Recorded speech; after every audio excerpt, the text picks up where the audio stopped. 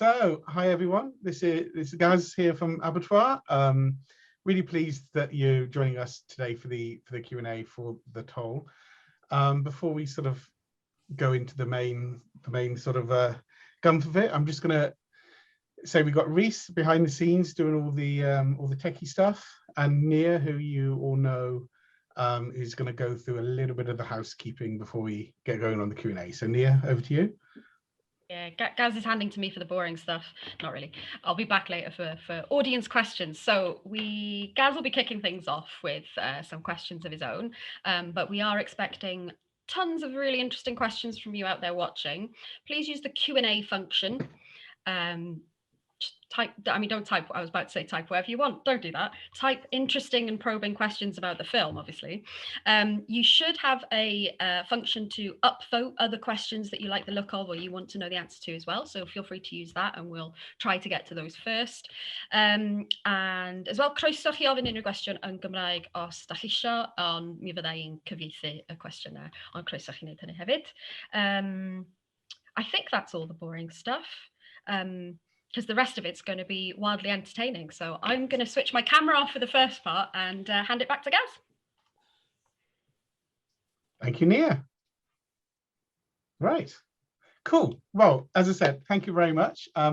It's a real treat to be able to have shown the toll because, you know, obviously Abertoir, for those of you who aren't familiar with Abertoir, we're Wales's International Horror Festival. We always love to show Welsh horror films when we can.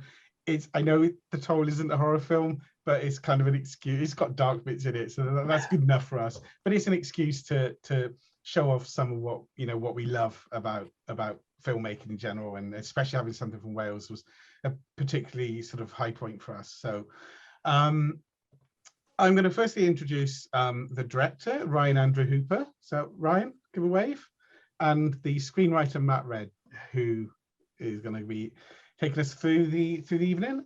We've got about an hour and a bit, and we've got lots of questions to get through. So thank you both for your time. Really appreciate that. We're going to start right at the beginning. So now you both worked together on a short film that was called Ambition. This would later become The Toll. That's the feature film that you see now. So tell us a little bit about that whole story. So where did it come from? Where did the short film come from, and how were you able to turn that into the feature film that everyone has just watched? Both of you. Well, because I've just answered this before. Actually, the Toll came first. Ambition came, which is unusual, I suppose, because like there's plenty of films where like the Babadook short that came out first, it's a pretty well-worn kind of way of doing things. But for us, the Toll as an idea came first, and we knew that there was a Film Cymru scheme called Cinematic that we wanted to try and take advantage of, and they also have the Beacon scheme. So we had this sort of strategy that maybe we would try and get money for the Beacons, use that to create a sort of proof of concept for the Toll. Didn't quite work out. We had a little bit of a discussion about how we wanted to do things, which is you either do the first 10 minutes of the feature or you do something different. And I didn't want to do the first 10 minutes because I don't think that the short form is its own thing really. So I didn't think it was going to work. So Ambition is a lot different to the Toll. It was there's still like the Western kind of feel to it, but it's a bit more like got a bit more David Lynchy as opposed to all the other people that we've ripped off for the Toll. Yeah, so that actually, the Toll as an idea came before Ambition. Yeah, but I didn't write the script for the Toll till after we had done Ambition. So we'd actually shot Ambition before I wrote the Toll, and we spent sort of 3 years thinking of the ideas. Really, like it was a long time. It wasn't a quick process in that sense. Like it was sort of like 2014 when we first sat down and said, right, let's try and make a film. And then when did we shoot Ambition? Was that 2017? Yeah, May 2017. So a long time had passed and we still didn't have a script. So I think we ended up with doing the short script first, and then once we'd shot that, then it was you know, or actually sort of like 2 weeks after we sort of finished the first draft of the toll then as well. Yeah, and I think the thing that maybe kind of did jump out from Ambition was the triplets, was they had a great relationship with Gwyneth, worked really well. We loved those characters, and I thought like that they have to be in the toll, yeah, I suppose that's the main. And I think the fact that we did it as a Western was sort of, you know, it's a different genre to kind of learn how to film. But yeah, they're both very different. Like Ambition was shot in a studio space, and it was a lot more different demands than what the toll was, which was demanding. It's a very open air film, isn't it? I mean, it really makes use of the locations, and you mentioned it, a West Walian Western in all the publicity. So has always been your intention from the start then is sort of linking Wales and the Wild West? It was for me. I think I just really wanted to make a Western, and then as we were discussing the ideas and stuff that Matt was coming up with, I thought it just felt like a Western to me. So yeah, I think that's kind of where it came from. And then I think one thing that we've found, particularly having worked in the industry in different roles, was that there's quite a lot of things shot in Wales, but not all of them, not as many are actually about Wales. So like, well, we don't have a huge amount, we know we're not gonna have a huge amount of money for the budget for the film. So what can we make? What do we get for free? And it's like the landscapes, you know.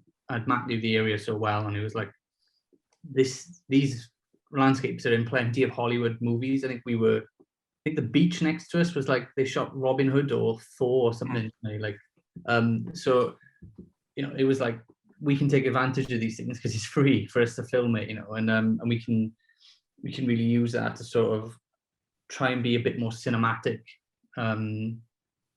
be a bit more ambitious about what it is that we're going to do, because convention would be that and I think some of the other films that are in our scheme have done a similar thing, is where, you know, you shoot single location, limited amount of actors, you know, try and keep stunts and things like that, don't work with animals to the minimum. And we were just like, yeah, just fuck that, because like we might never make another movie in it. So I just think let's just do the complete opposite. Let's just go as many cars as we can, have dogs, have like people getting like gutted and hung out from trees, and have guns going off, and as sort of as kind of ambitious as we possibly could be. Yeah, it's you know, we all know what the Welsh weather's like. Obviously shooting on location by the seas, and we've at Abertoir we've certainly had our fair share of upsets with relying on nature. I mean, was it quite easy shooting? And because it's Pembrokeshire, wasn't it? You shot it. Yeah. No, it's awful. It was like 50 mile an hour winds most days. I had wind burn on my face from just standing there, and the rain. There was flooding. Like, we couldn't get to set one day. We lost a day to flooding. Like, it was horrendous. Like Pembrokeshire in November. I grew up there. I know exactly what it's like, and it was exactly as bad as I thought it might be. We lost a location manager to flooding as well, didn't we? Yeah, we drive into set, and then he was just stuck in a lane, like with all this water. And then he did this sort of like, you know, like you see in like, I don't know, like Vietnam movie. He was just like, go on without me, just go on. He was a fallen hero. And then he opened the door and dropped his laptop into the water, and I don't think he ever got it back, did he? Because it was like a river in the middle of the road. But yeah, I mean, the stuff with Smiley in the booth, like it's hard to, it's so still in terms of the way it is in the film, but like literally it was raining sideways, and there were points when it's like, is the booth gonna fly into the sea? Because we were next to the sea, obviously. And yeah, the weather made it interesting, I would say. Yeah, it was genuinely horrendous. Like, it was as bad as we sort of feared it would be, really. And it's amazing how it doesn't come across on the screen, I think, really. Like, it's especially a lot of that sort of, like Ryan was saying, that interior toll booth stuff. The weather outside was so bad that you know, there were people, you couldn't really stand up because the wind was so strong and stuff. So it's amazing how that doesn't come across at all. And then we just snatched sort of like sunlight when we could, really. Like, it's kind of it's funny how rain doesn't come up on screen, really, but yeah, it was pretty terrible. Yeah, we had to clad the booth in horsehair, like, so the booth. Do you know that bit? Remember that bit in Blair Witch where that woman is talking about seeing a woman just covered in like hair, like there's an old woman? I was thinking that's what our booth looks like. It looks completely insane. This, in the middle of nowhere is this box, a hairy box, like a Cousin It box, sort of. Just, yeah, it was crazy. It was a weird thing. And I as a director, you think like, oh, I've got to be like out there with the troops and make sure I don't look like I'm kind of hiding. But I so desperately wanted to be in the booth because it was warm and dry. And you're gonna look like a flumpy director. So just you have to stay outside. But yeah, no, weather was nuts. So Matt, were you there sort of on set for most of the time as well? Obviously, it was you were the main screenwriter on this, or presumably you may have worked together with Ryan on it. Yeah, I worked very closely with Ryan, but I wrote the whole script, I guess. But we'd been talking about ideas and have thrown ideas back and forth for a long time. So it's very much a sort of joint creative effort. But in terms of the way the sort of roles are distributed, I don't have any interest in directing, really.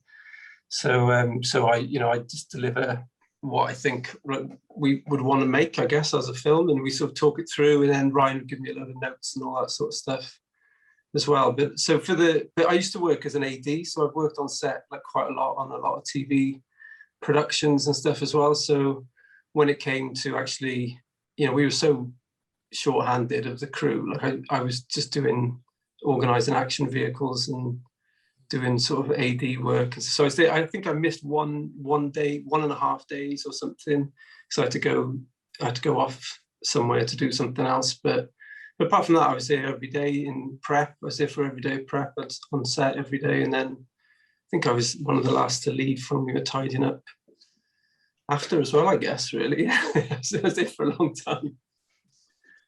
Yeah, I know it's not usual really always have a writer on set, but it would have felt like more unusual to not have him there, because it's a long time of working together. It's very much joint venture. And the great thing about being there was that then I could rewrite the script every day, so we were changing lines and doing stuff like that, which was great. And like one of the highlights for me, like the greatest things, was being there with Paul Kay, and Paul was like, I want to try and do some improv or something, and so he and I would have a chat and we'd sort of throw lines back and forth at each other, which when I was a kid and watching Dennis Pennis, like that would have been my dream, to be giving lines to Dennis Pennis. So the fact that I was there made it so much more of a fun experience. But I think it also helped in terms of like what we did with the script, and because we never had a table read or a read through. Like, we couldn't afford anything like that. We couldn't afford to bring the actors in to even do that. So we'd never sat down and read through the whole script before we shot it. So that was something that we missed out on. So being there meant that I was able to sort of edit the script and rewrite stuff as we went. So talking about the script then, I mean, did you have a whole backstory for Michael Smiley's character, his past life of crime? I mean, did you always intend to leave that more of a mystery in the film, or was there stuff that you wrote that you cut out, or I don't know, what's like the coolest way to answer that? I don't know, what's the most enigmatic way to respond? Just say it was his sled. That's what you should say. Yeah. I had like an idea of what he might have done. And then Ryan had an idea of what he might have done. And then I think when we were talking about it before, when we were talking about what the ending would be, I think Ryan was very keen at sort of early on that like whatever it is he's done is going to be an anticlimax. Like that's the truth of it. And that's what Ryan was saying to me. And as I was sort of trying to write those final scenes, I was thinking, well, actually, yeah, if we do reveal this, it's whatever it is, unless I manage to embed this thing in all these previous scenes, so it's actually a sort of a big reveal, and I had enough reveals. I didn't, I couldn't set up anymore. So that was the only way out of it, was to try and do it as a gag and just say, that's another long story, because otherwise I don't think it would have just been a total anticlimax, I think, really, whatever it would have been.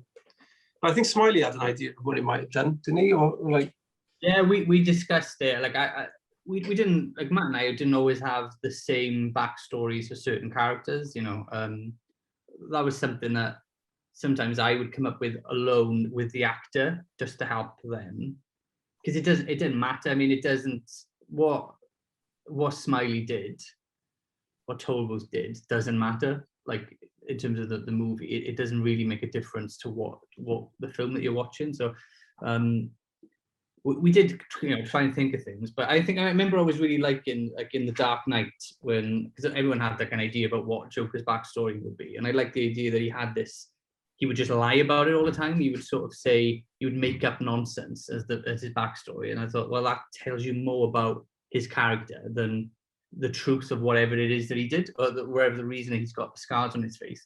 And I thought, well, with Smiley, like, it's the same thing, him making the decision not to tell Catherine, or not revealing something and keeping cards close to his chest, tells you more about him as a character than anything we could have made up as a reason for him being there. So, okay, so talking of the characters, then, I mean, so we've had Steve Oram as a guest to Abertoir a couple of times. I'm curious about his character in particular. So did you sort of base it as representing a particular type of ignorant incomer to areas such as Pembrokeshire? Was it important to have that element in the film, or were you trying to say something in particular with that character? Like, for me, like, what I grew up in Pembrokeshire, and I wanted to make a film about living in Pembrokeshire, because I think, for me, like, growing up there, it was never on screen. Like, you never saw it represented on screen at all, and that was something I really wanted to do. And then when we were talking about doing like a western or a sort of crime film like that, Pembrokeshire being the sort of the ends of the earth, and growing up there, it felt like you were just at the end of the earth. Like, it's just, you just walk left and fall off. Like, there's nothing else there. And you feel like, growing up at the time, like you were sort of maybe behind the rest of the world, or whatever it might be. And there were just loads of different type of people. Like, Pembrokeshire is such a melting pot of people. Like, there's people with all sorts of different backgrounds. You've got the language divide between Welsh speakers and non-Welsh speakers, and then you've got incomers and from all over sort of Britain. And there are lots of people like him. Like, I knew people like him growing up. Like, definitely people who were, closet racists and stuff like that, and people who white flight type people who headed west, like, that's kind of, so he sort of, for me, he represents that sort of person of whom I knew them, like, growing up, really. I've got a question for both of you, I suppose, before I do turn it over to the audience. We've spoken all this time without really mentioning the cast. I mean, the cast is fabulous. There's some real Welsh sort of legends in there. So as this was a project very close to both your hearts, I'm curious to know what input from you, Matt, and from you, Ryan, that you had in getting such talent together. I mean, it must have been fun to work with people such as Dewi Puss, for example. Tell us a little bit how much control did either of you have getting that cast together? I mean, really, it was like 100% on him. We were so far out, nobody was going to come and visit us in, where we were. I can't remember the place where we were. I know it was Timber Hill, whenever. Where was the toll booth? Where the toll booth is? Like, so that's Dale, the village of Dale. Yeah. In the middle, the end of the earth. No one was ever going to come. So we just, like, there wasn't time for people to sort of complain. So, I mean, there was Dewi. I worked with Dewi 12, 13 years ago as a runner, and he was a pest. Like, he was a nightmare. Like, I'd be driving the car, and then behind me, he would just put his hands over my eyes. And just go, whoa. I thought, right, one day I'm going to cast you and I'm just going to be horrible to you, like all.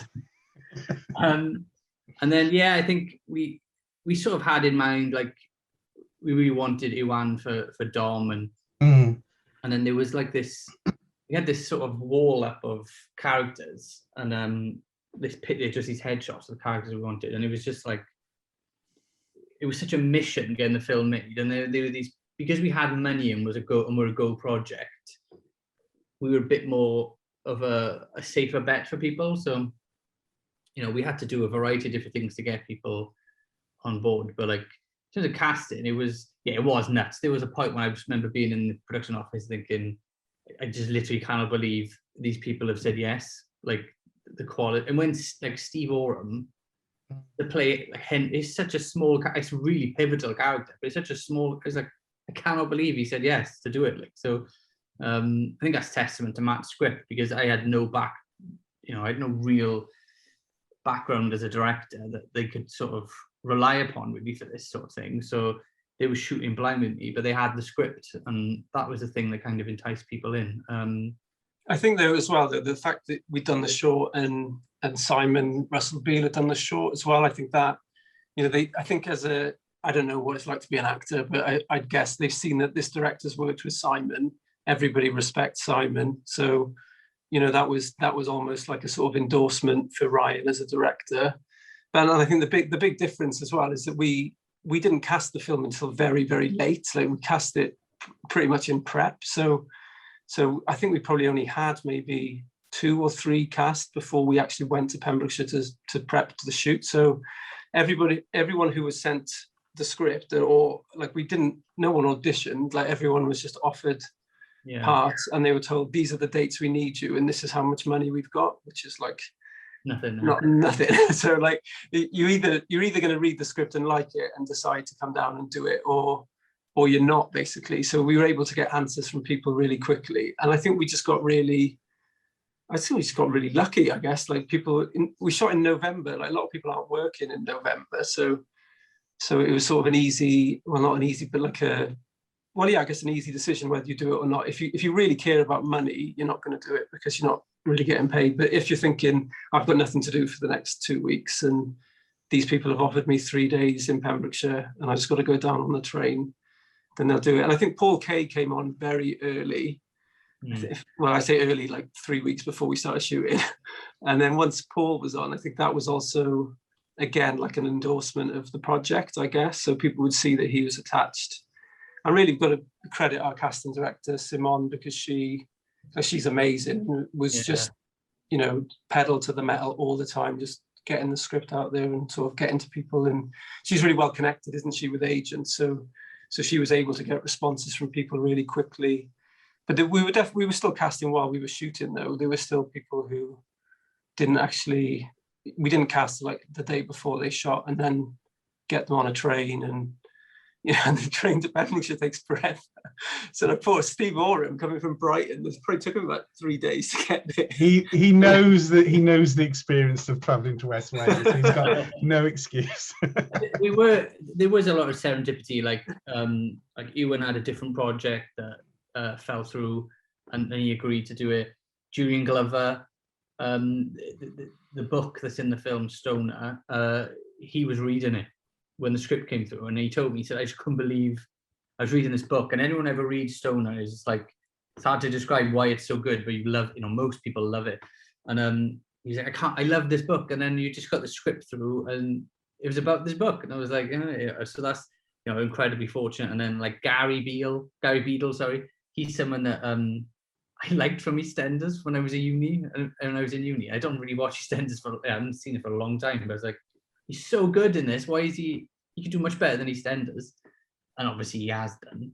And then with Smiley, with Smiley, it was like, that character is such a difficult character. Like, how are we going to get somebody who's incredibly still all the way through? And, having watched him, in Spaced when he's tired, and then seen him in a Kill List, or even things like in Luther, like, his range is ludicrous. Like, what he can do is crazy. Like, so yeah, I remember I had a mad day in London where I ran around to do a load of meetings, and Smiley was the last one I met in Brixton. And I got out of came out of the tube, and I just heard this shout, Ryan, and then Smiley's there on his bike, and I was like, like teenage, watching Space with Ty and thinking, this is so weird. And we went for a cup of tea, and he was great to me, and I just thought he's definitely the right guy for this. Like he's such a good actor, and I'm not sure he'd ever been a lead. I think he might have told me that this was the first time he was sort of number one on the call sheet, and I was like, that's sort of like incredulous, really, given how good he is. So he's in another Film Cymru funded film called Censor, which is not out yet, but it's an excellent role he plays. I'm wondering, which came first? Was he, would that have been together? We shot before. We shot before Prano, yeah. So he was with us first, and then it wasn't soon after we shot actually that I think Prano shot Censor. So I think it's maybe only a few months. Right. Yeah. Yeah. I think he might have mentioned that it would come through, but yeah. I mean, I'm really looking forward. I haven't been able to see it yet. I really want to watch it. It sounds awesome. But well, we'll definitely screen it at Abertoir if we can when it gets released. So I've got one last question, and I'm going to then turn it over to the audience. So we've still got time for that. My question I suppose to Matt as a screenwriter, but why Elvis impersonators in particular? I don't know. Like, I think I'm not like a huge Elvis fan. Like, I like Elvis, but I think the sort of the iconography and the look of Elvis is like it's just really cool. I was really into it. So I think if you're going to try and I guess with this we were just swinging really big with everything, and so just trying to make like larger than life characters. And maybe there is something about trying to be a man in this sort of man's world and all this. There's something embedded in that patriarchal type thing, but really it was just like a chance to just do something kind of crazy. Really, I think that's probably true. I don't know. Is that true, Ryan? Yeah.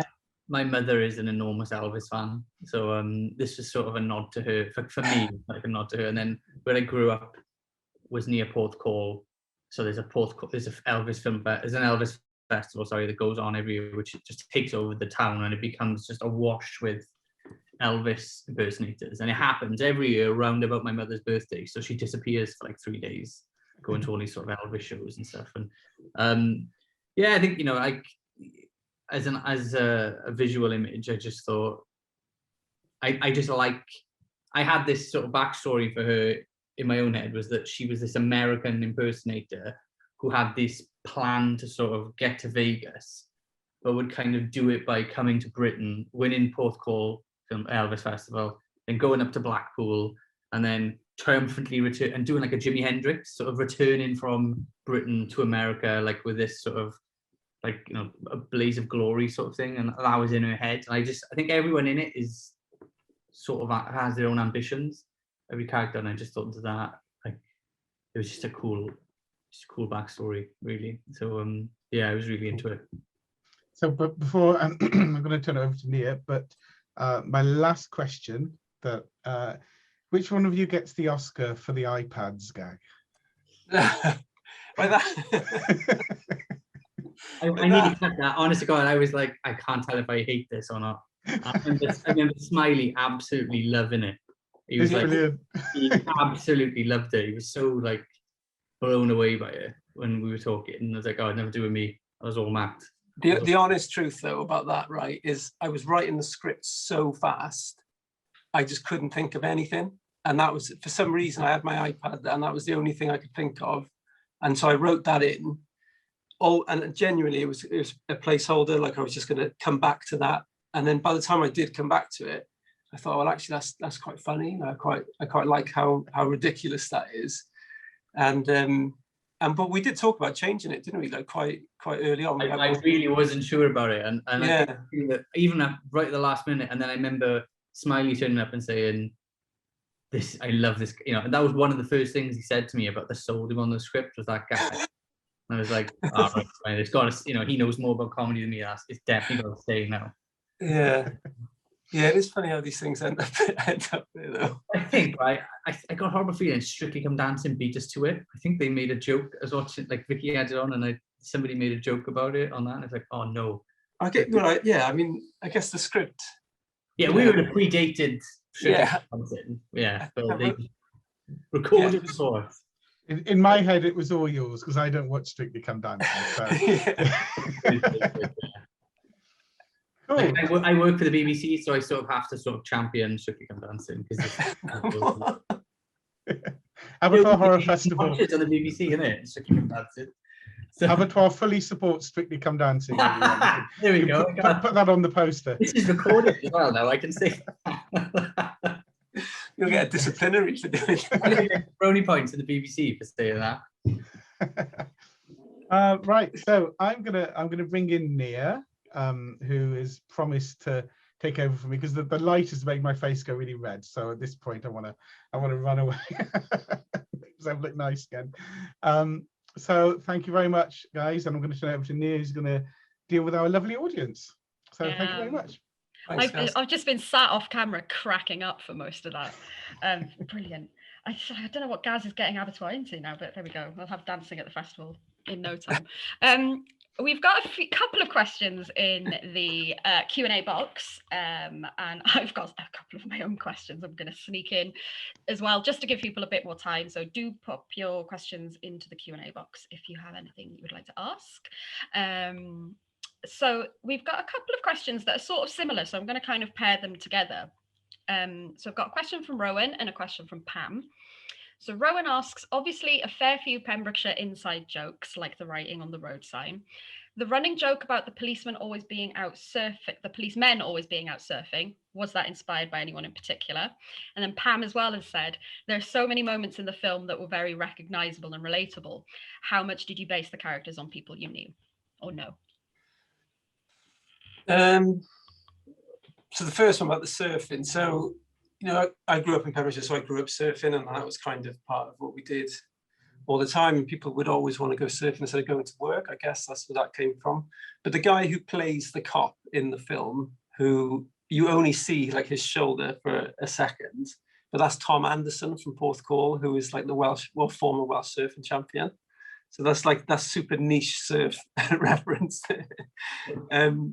Yeah, like there wasn't any like particular people, but that was just something that was part of growing up in Pembrokeshire. It was like even in school, just sort of like phoning the surf report in Newgale to find out what the surf was like, so you could try and get there after school for a couple of hours and all that sort of stuff. So surfing's a big part of Pembrokeshire culture, I guess. So that was something I wanted to do. And then like there are some stuff, I guess, that it was some of the characters who are kind of based on real people maybe, but it's really sort of sketched, I guess, for me anyway. Like I don't know if you feel that they've been molded, Ryan, in any other way, but there's a couple of people who, yeah, I'm not going to say who they are though, because it says at the end of the film it's not based on anyone. But yeah, that's a legal disclaimer. I don't think there's anyone in my life who is a character in the Toll that I can think of really. I suppose I think it's pretty obvious that we wear our influences on our sleeve in terms of the sorts of films that we loved and that we were aspiring to make really. So like there was little nods to things, but we were, in order to try and balance that out, it had to be that these characters would only exist in this film really, because if I just direct, you know, obviously the Coens are a big influence and Anis wears the hat. And I was a bit, not sure about that, but I thought I'd get her to take it off. But it is a little bit of a nod to Marge Gunderson, but they're not the same character, you know, and things like that. So, there's no one in real life that I've all I did blind to, Matt. there is one reference, which is based on someone in real life. When in the scene when Cliff goes dogging and he asks Katrin if she's had a busy day. Oh, yeah. And then Katrin says, busiest since they built that roundabout in Haverfordwest. My dad worked on a roundabout in Haverfordwest.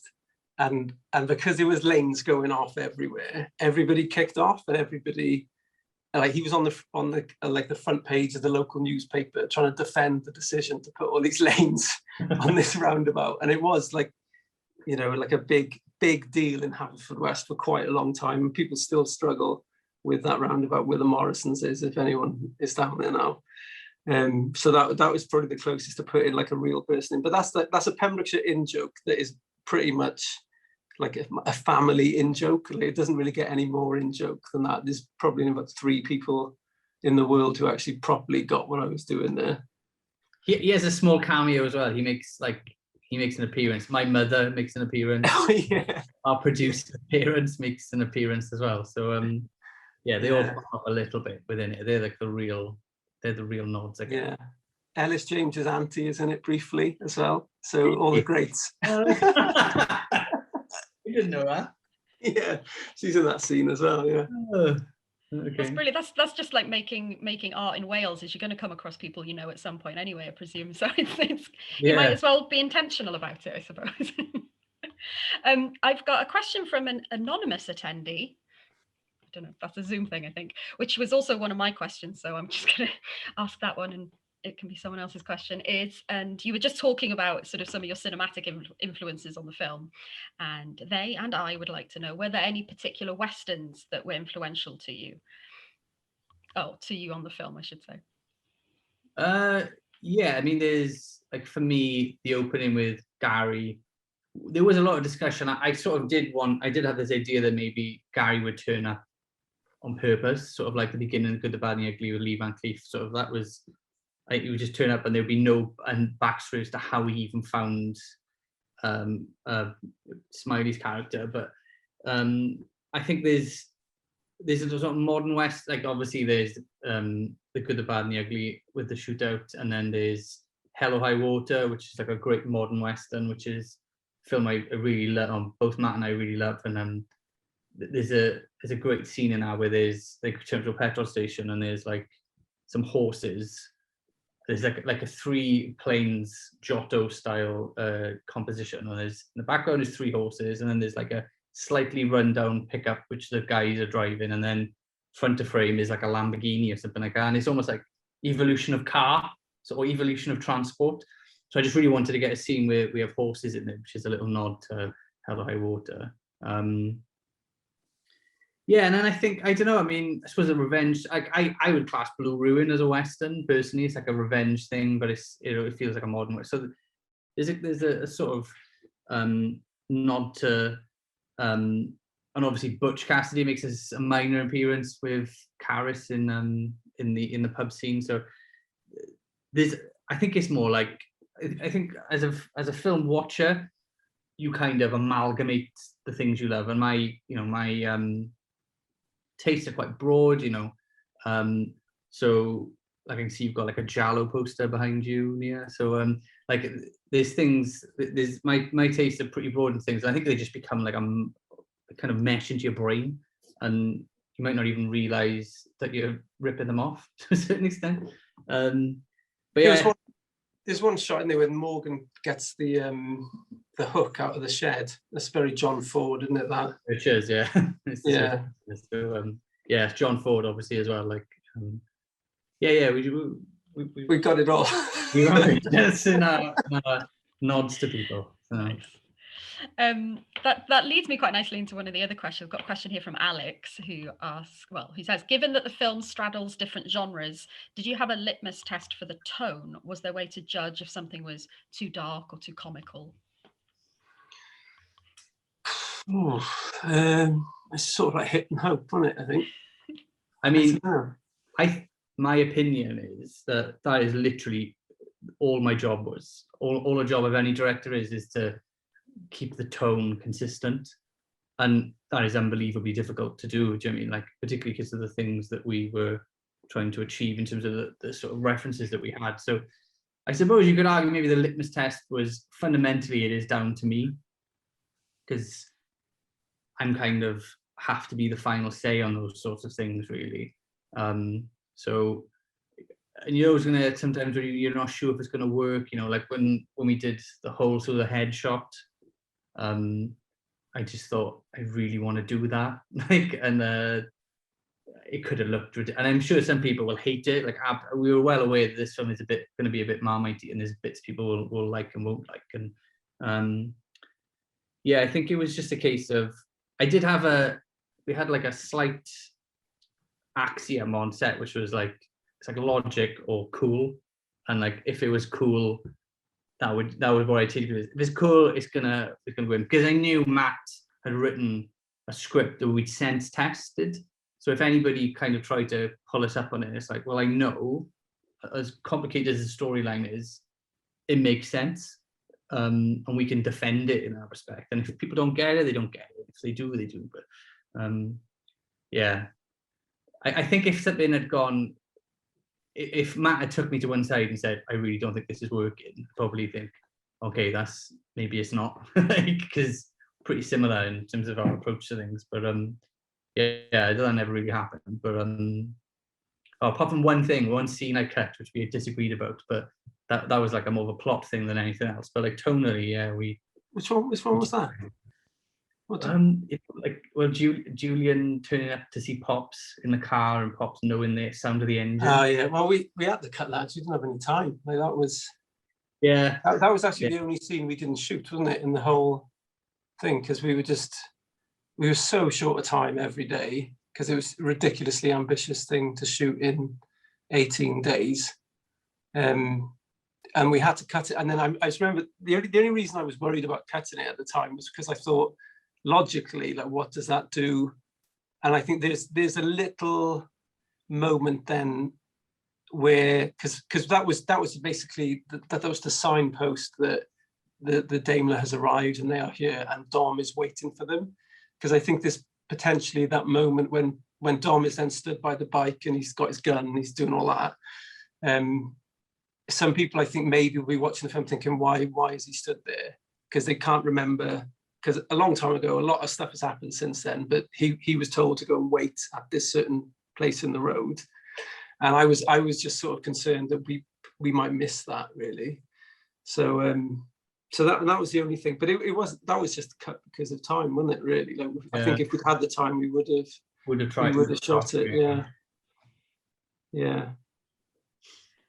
So I'm also leading quite nicely into another question. So you just kind of talked about how you have similar, like a similar vibe or a similar approach to things. So you kind of knew that you might sort of pull something up if, one was going too extreme or something.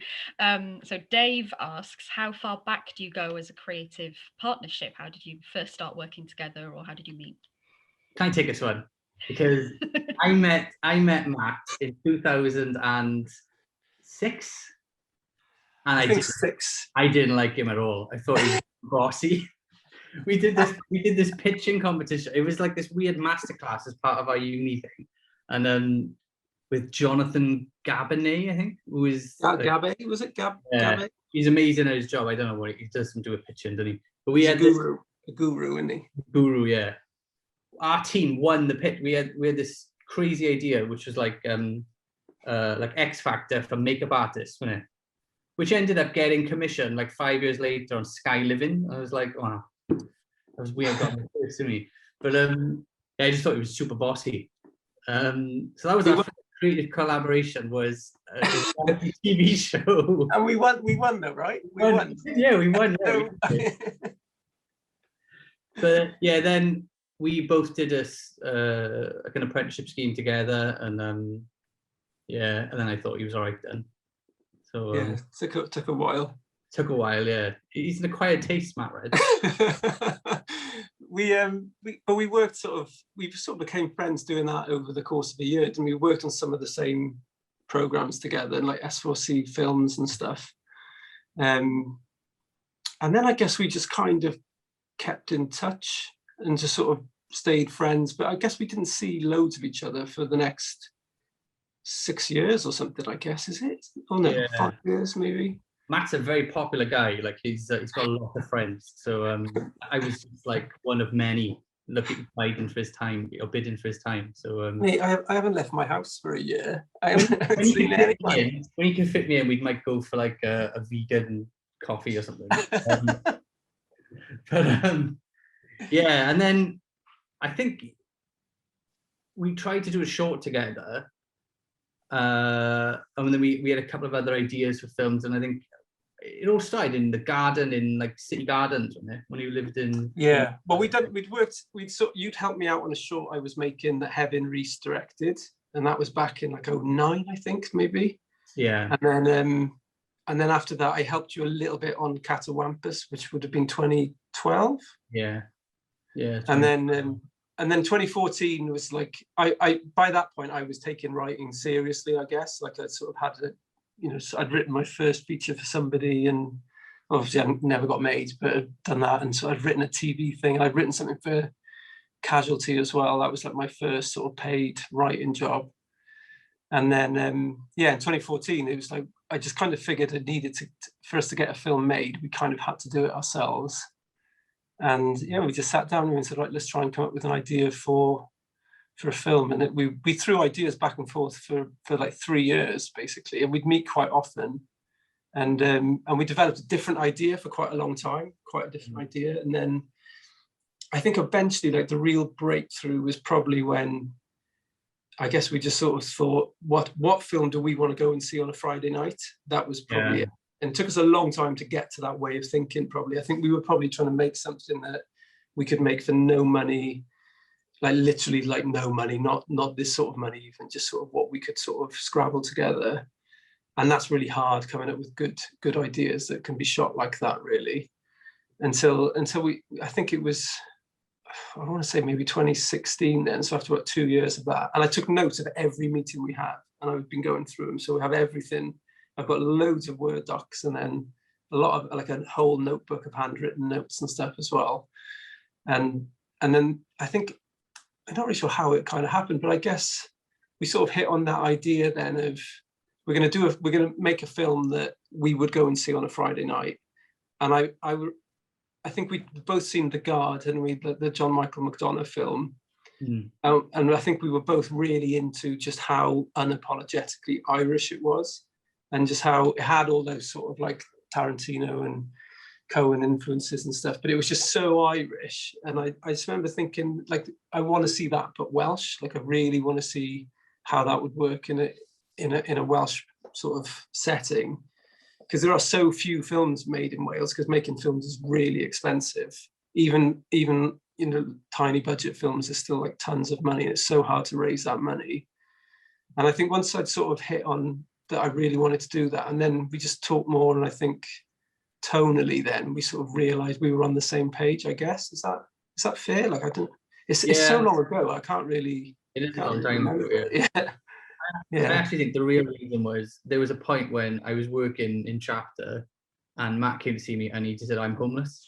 And I was like, my in-laws have got a spare house if you want to come in. If you want to come and sleep in there for, I can't have you living on a bench. And then that is true. Moved in for 2 years, and then I was his landlord, because I had to deal with it. And he was like a nightmare tenant. So I just thought, right, I've got to milk him for some film stuff here to supplement the rent. The gas did go.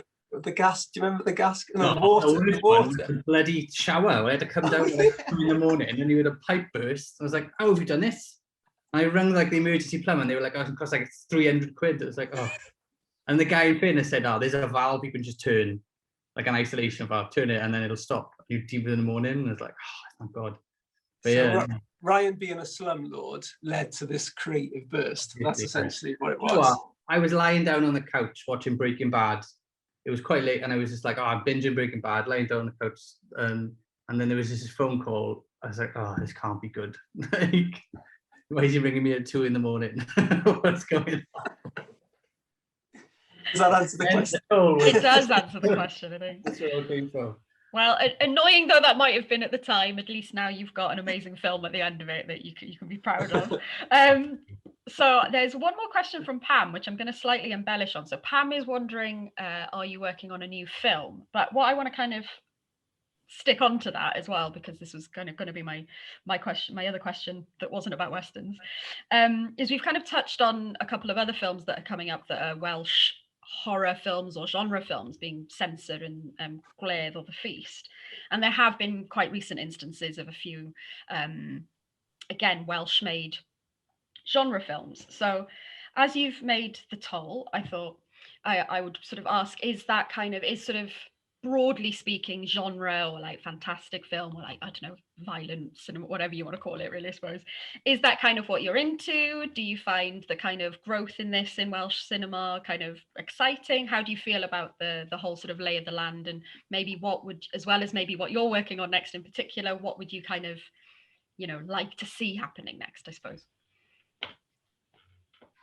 I think, well, I don't know, I guess, you know, I'm probably more into genres. I'm not really like a huge horror fan, but like I'm into sort of genre cinema, I guess. So I've got a fairly broad taste. But you know, I think for me it was like just growing up and not seeing that sort of cinema coming out of Wales at all, and not so much from Britain in general, really. Like there's definitely, even now, like, you know, a huge push towards sort of art house and auteur sort of writer directors and all that sort of stuff. And because film is pretty much like publicly funded in Britain, I guess, to a certain extent, that's always going to be the case, because you can't make those films, you can't raise the money commercially, I guess.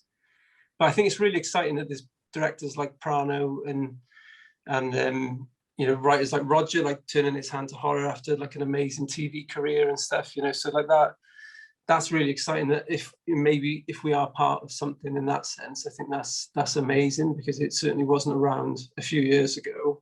And I think credit maybe would have to go to Film Cymru for investing, you know, they don't have a lot of money, but investing what they do have in a lot of sort of maybe less traditionally sort of publicly funded films as well. I think maybe that's them, and they back talent, like they're just keen to support Welsh talent. So I think that's probably a big part of it as well, because it's hard to raise money to make these films otherwise, especially for first-time directors and stuff. What do you think, Ryan? Is that Yeah, for no, you?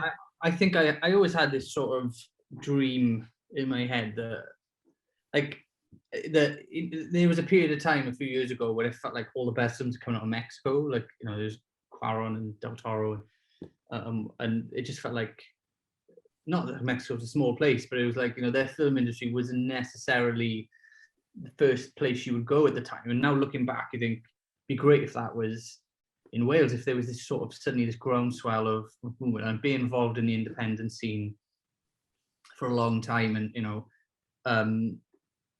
knowing that it was there was a community here, and it was really support. It was, you know, it was brutal, but it was, in terms of like, we review each other's scripts and stuff and be honest, but it just felt really supportive. And it's like that, there isn't that move on to the next level as much as you would wish. I mean, and I think as well, because Britain, the pot is so, the money is so small, there's always this slight sort of jealousy if anybody else is doing something, because it's almost like, not that you want ill for them, but it's sort of like reflective of you, of like, you're not doing this yet.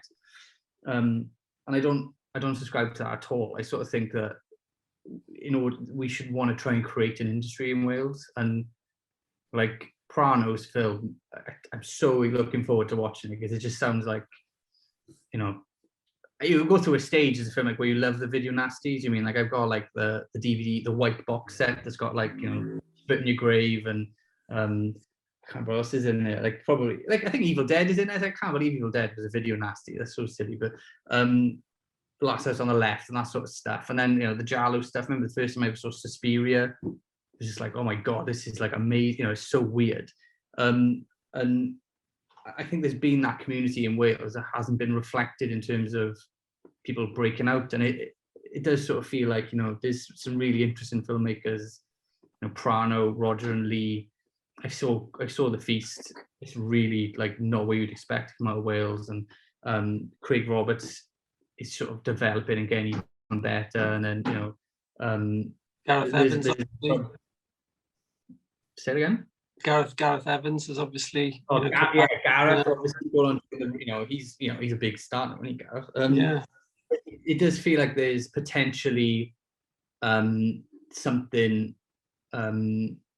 that is bubbling under, and, you know, you always hope that will come to the rise to the top. And I think it is. And I'm really, I hope we're part of it. It felt a little bit like maybe things that, I don't know, it's, you know, bubbling, and you sort of feel like when you, like Glyth comes out not long after Censor and the Toll is coming out, and it just feels like something interesting is happening here. And they are films all supported by Film Cymru, and they're very diverse, you know, and they're not the typical sort of old school, maybe UKFC type things, which, you know, had a very, you know, just a very particular kind of aesthetic to them that was possibly considered to be like worthy. Although there are filmmakers I love, forgetting like Andrea Arnold and Lynn Ramsey. You know, Lynn Ramsey is probably the best director in the world, in my opinion. Like, if I could be like anyone, I'd want to be as good as her. Like, she is amazing. But they're not necessarily, you know, the aesthetic is different, and we were like, this isn't a typical thing to be funded possibly by public money.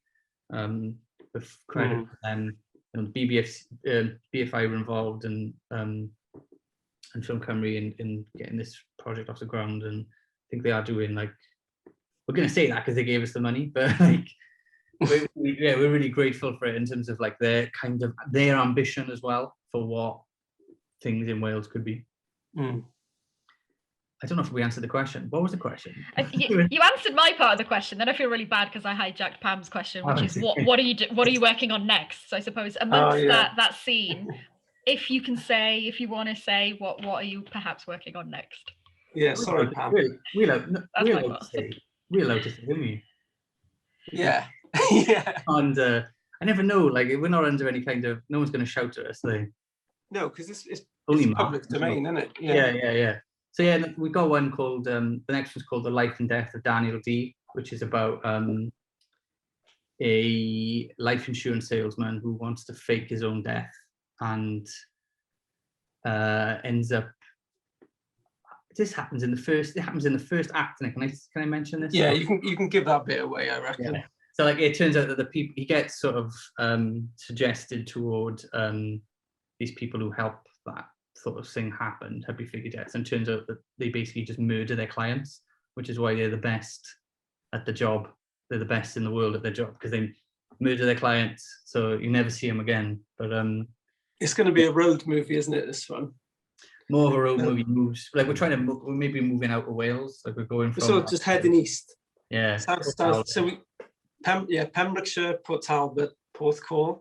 Cool, yeah. So it's about 45 miles as the crow flies. But that's a Welsh road movie. That's as far as we're going to go. Yeah, it's the 3P movie, is what it is. 3P. Yeah, we've got a script though. We've got a script, and then yeah, we're going out to cast now, and so fingers crossed we'll shoot that next year if that happens. Yeah, and then we'll do a trilogy. I want to do a trilogy. That's the plan. Yeah. Oh, that's exciting. Well, I'm sure like we're going to be looking out for it, and I'm sure everyone watching right now will be looking out for the trilogy and just the next film as well. I'm going to hand back to Gaz to wrap things up. So I'm hoping that will mean he'll magically appear back on our screens. But thank you everyone for the questions that have been coming in. And here he is. So I will hand back to Gaz, and thank you both. Thank you. That's brilliant. Really excited to hear about the new film as well. Hang on, one thing now. I just noticed my auntie's asked a question in Q&A. Can I answer that? Yes. She'll shout to me if I don't answer it. So yeah, would have been different if Simon had been toll booth. Yes, it would have been a lot different, Auntie Jill. What do you have for your tea? Yeah, no, it would have been. Yeah, I think it would have been. Yeah, it would have been it wouldn't have been the same movie. I don't think we wouldn't have made the same film. I think actually once, like, Simon was the perfect person for the short, and Smiley ended up being absolutely the perfect person for the toll. Like it's hard to sort of understate his impact on how it developed when we were filming and working with him, because he's just sort of frothing with ideas. He's brilliant to work with. So like he really committed to it in a huge way, and we would not have had the same film. It would have been a completely different film, I think. I mean, they're both amazing actors. I can't believe I worked with either of them. But yeah. Oh, and it's Sir Simon as well. I've got to refer to him, Sir Simon. Yeah, he might did. Yeah. Wow. I text him, it's like the only night in my phone book. Do you know what? It's been a really, really good evening. So, you know, and I'm grateful for you alerting me to the fact that the original date for the Q&A clashed with the Welsh rugby. So apologies to that. Anyone knows me. Okay. Knows that I don't really understand even how to play rugby. So I totally didn't. I'm just the heretic of the of Aberystwyth on that front. So, but thanks you to both of you for switching the times and pleasing everybody who's now attending the Q&A. So brilliant stuff. One last final question, and the toll. It's very, for me, you know, when I'm watching it, I thought it was a very cinematic film. Gorgeous scenery. When we put the tickets on sale, they sold out within 50 minutes, and this was like we put them on sale on a weekday in the morning, and there's obviously a lot of people that really want to see it. So it's, as you said, it's a perfect Friday night movie. It's a perfect crowd pleaser.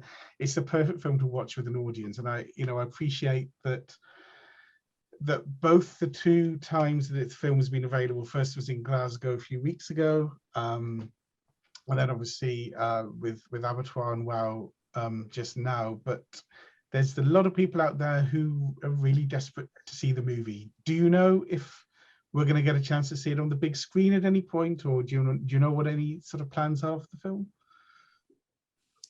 We don't know. No, we don't know. Yeah, I think we've been asked on Twitter. It's like, I think, I mean, yeah, it would be. I would love to be to watch it on this. You know, it's what you want as a kid. Do you know what I mean? Like, I wanted to be a filmmaker for a long time, and I'd love to be able to see it in the cinema. And I think we're gonna push to try and get that. But it kind of thing is a bit in the lap of the gods. Is who wants to buy it, and then you don't really have a huge amount of control over that as a filmmaker. We're almost the worst people to ask in some respects, because we just get.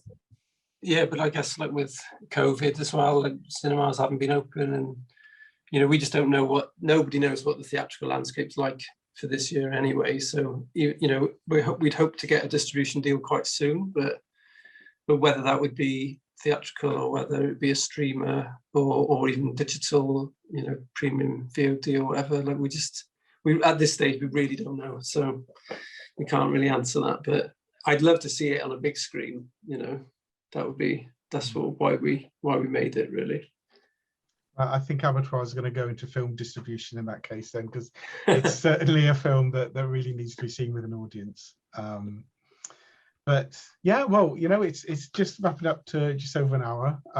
We've had a really good time. I'd just like to say thank you so much, from everyone here for giving us your time, giving us your evening, sharing all your fascinating sort of insights. And I know everyone's sitting at home. If you could sort of all give a virtual round of applause for your time. Just it's echoing around. Yeah, it's happening, isn't it? It's great. They're in hysterics. They're whooping and laughing and having fabulous. So yeah, I'm just gonna say thank you very much, Jochen. Had a really, really good time, and I seriously do wish you all the best of luck with the new movie, and obviously the best of luck with getting this film out there. Thank you very much. Thank you very much. Thank you for having us. Yeah, thank you very much for showing the film here. Cheers, guys. Cheers.